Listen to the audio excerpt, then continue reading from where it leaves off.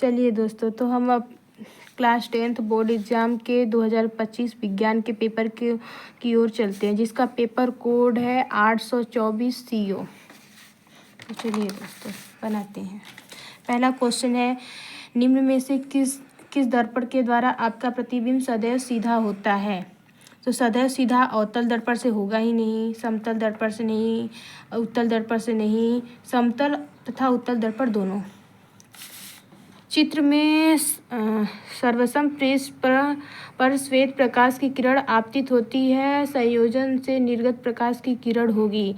तो मतलब कि ये 7 रंगों में विभेदित हो जाती है, उसके बाद फिर ये पुनः श्वेत प्रकाश में हो जाती है। इसका पहला ऑप्शन सही होगा।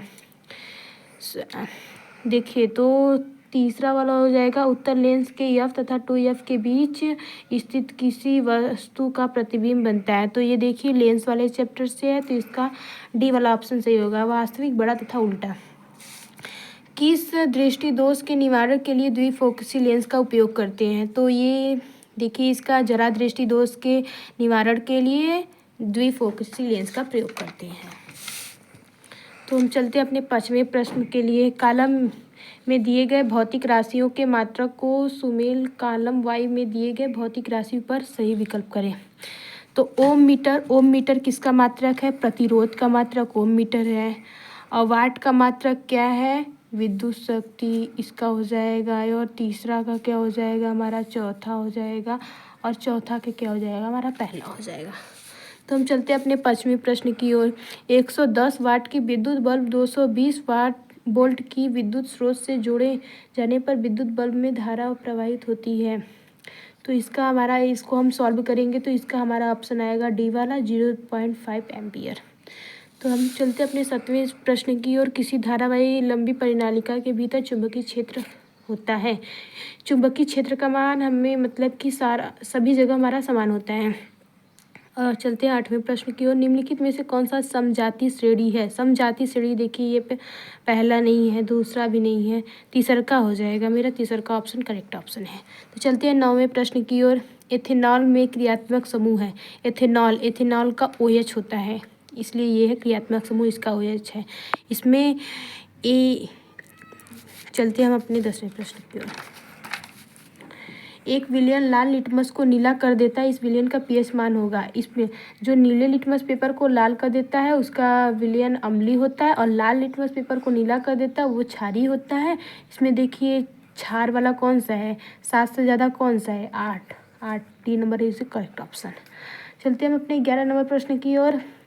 CaOCl2 का प्रचलित नाम है। ब्लीचिंग पाउडर का CaOCl2, कैल्शियम ऑक्साइड। जिंक तथा सल्फ्यूरिक अम्ल की क्रिया से जिंक सल्फेट तथा हाइड्रोजन गैस बनती है, अभिक्रिया है। ये अभिक्रिया विस्थापन अभिक्रिया है, प्रतिस्थापन अभिक्रिया। निम्न में से कौन उभयधर्मी ऑक्साइड है? निम्न में से कौन सा उभयधर्मी ऑक्साइड है? इसमें उभयधर्मी जिंक ऑक्साइड है, B number which correct option.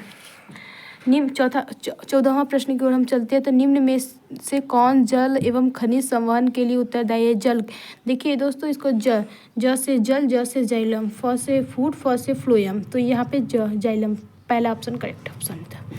15वां प्रश्न की ओर चलते हैं। तो ये पौधे में जल की हानि से संबंधित है। देखिए, तो पौधे में मतलब रंध्र के द्वारा पौधे में हानि होती है। चलते हैं हम अपने 16वें नंबर प्रश्न की ओर। निम्नलिखित में से कौन सा पादप हार्मोन से? पादप हार्मोन ऑक्सिन, जिब्रेलिन, साइटोकाइनिन, सब ये पादप हार्मोन से, इनमें से सभी, D option is the correct option. चलते हैं, तो चलिए दोस्तों अपने 17वें नंबर प्रश्न की ओर चलते हैं। तो गुलाब के पौधे में को उगाने के लिए निम्न में से कौन सी विधि का प्रयोग करते हैं? गुलाब के पौधों को उगाने के लिए हम कायिक प्रवर्धन का प्रयोग करते हैं, option number A is the correct option. तो दोस्तों चलते हैं हम अपने 18वें नंबर प्रश्न की ओर। निम्नलिखित में से कौन मानव में उत्सर्जन तंत्र का भाग नहीं है? मानव में वृक्क के द्वारा भी उत्सर्जन होता है, वृक्काणु, बोमेन संकुट, न्यूरॉन के द्वारा हमारे शरीर में उत्सर्जन नहीं होता, D option is the correct option. चलते हैं अब दोस्तों अपने 19वें नंबर प्रश्न की ओर। निम्नलिखित में से कौन सा जीन प्रारंभ शुद्ध गोल बीजों को प्रकट करता है? गोल बीजों को देखिए, T capital T, small T capital T, RR, D number is the correct option. निम्नलिखित में से कौन गैर जैव जैव निम्नीकरण पदार्थ है। तो देखिए इसमें से मतलब कि कौन नष्ट नहीं हो सकता पृथ्वी पर, तो ये प्लास्टिक की थैलियाँ नष्ट नहीं हो सकती हैं। तो दोस्तों चलते हैं हम अपने खंड बी की ओर। वर्णनात्मक प्रश्न, उपभाग 1 सब सेक्शन 1।